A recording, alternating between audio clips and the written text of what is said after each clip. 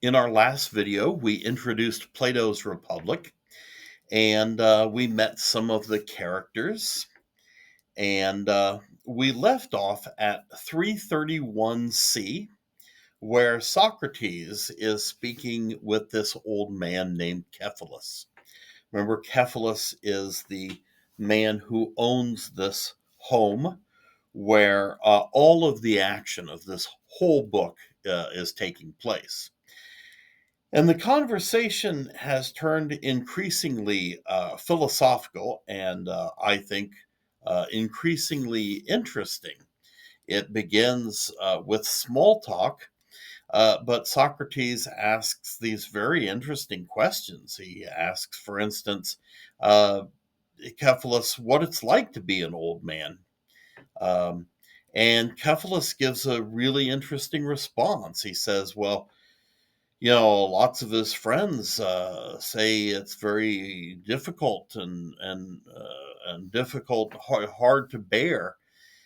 But in his mind, it isn't. As long as you are moderate and of good character, then old age is nice.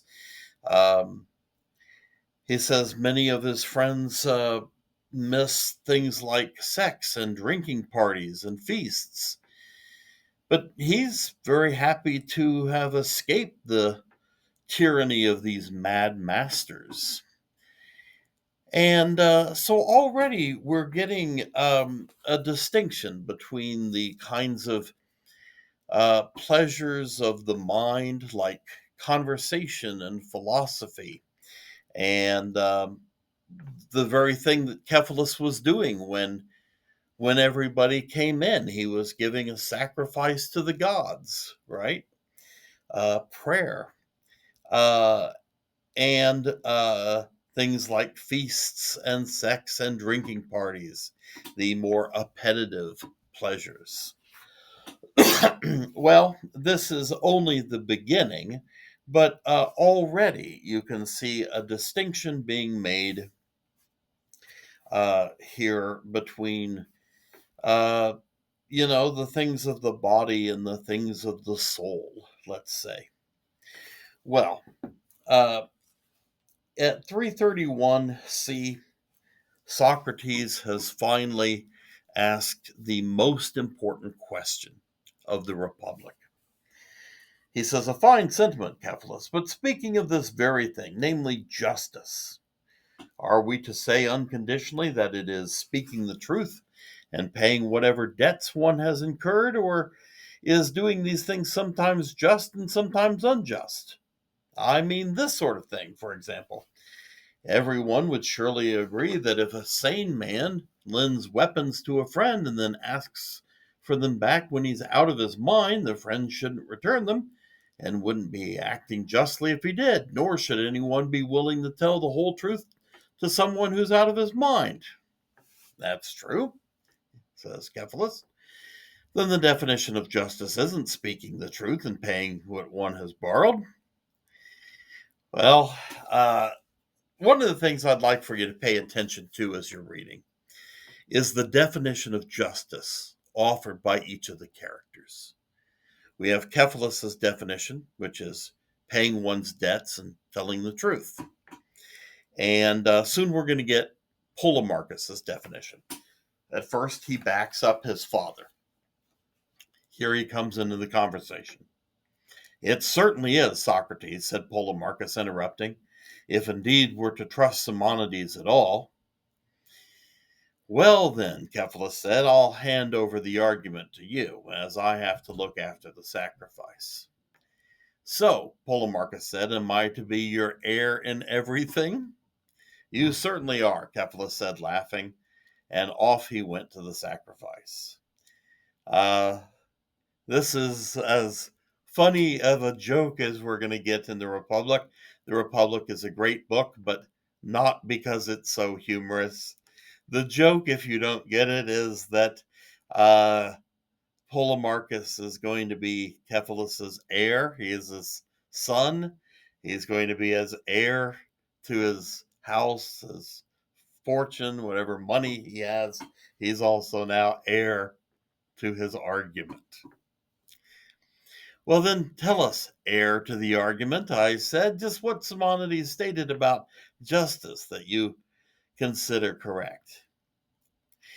Polemarchus says, well, he stated that it is just to give to each what is owed to him, and it's a fine saying, in my view. Well, this continues, and I'll let you read as this goes on. But what Polemarchus is going to say is that what we owe is we owe something good to our friends and something bad to our enemies. So let's see that's right there at the top of page 7. But let's use the Stephanus numbers. 332b. By all means, one should give them what is owed to them, and in my view, what enemies owe to each other is appropriately and precisely something bad. What do you think Socrates is going to think about this? Well, Socrates and Jesus had very similar views, I think, and you might know what Jesus had to say about the way we ought to treat our enemies. Well, Socrates' view is much the same. Well, Socrates is going to try to dismantle this argument, and he does so in a twofold way. So this starts around 333e. And again, I want you to read this very carefully here. So he's got this response to Polemarchus, and the first part is that we don't always know really who our friends are and who our enemies are. Sometimes the people we think are our friends aren't really our friends. Sometimes the people who we think are our friends are actually people who mean to do us harm, and vice versa. Sometimes people who we regard as our enemies, that mean teacher who, gave us a bad grade was actually somebody who wished us well and was really looking out for us. But then we get a second argument. And this is one of the most famous arguments in all of Plato's philosophy. This is an argument against retributive justice. That is, argument against justice as retribution. It comes at 335b, and you might follow along here with me. So Socrates asks, well, look, do horses become better or worse when they're harmed? The interlocutors agree, worse. With respect to the virtue that makes dogs good or the one that makes horses good? One that makes horses good. And when dogs are harmed, they become worse in the virtue that makes dogs good, not horses, necessarily. Then won't we say the same about human beings too, that when they're harmed, they become worse in human virtue? Indeed. So what he's saying is, look, you got a bad horse, you whip it, that make him a better horse? No, probably not. You got a bad dog, you whip it and beat it, is that going to make him a better dog? No, probably not. You got a bad guy, somebody who's made a bunch of mistakes. You whip him, put him in prison, is that going to make him a better person? Probably not.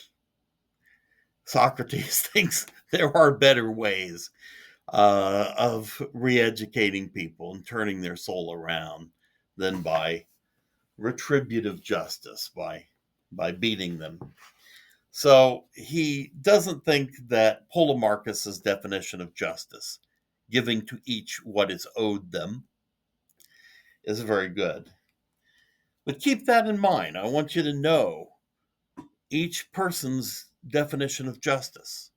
So for Cephalus, his definition of justice was telling the truth and paying your debts. For Polemarchus, it's giving each what they are owed, and he thinks we owe our friends something good and our enemies something bad. I want you to understand why Socrates didn't like that argument. In our last video uh, for book 1, we will talk about Thrasymachus and his argument, his position on justice, and his argument about sheep and shepherds.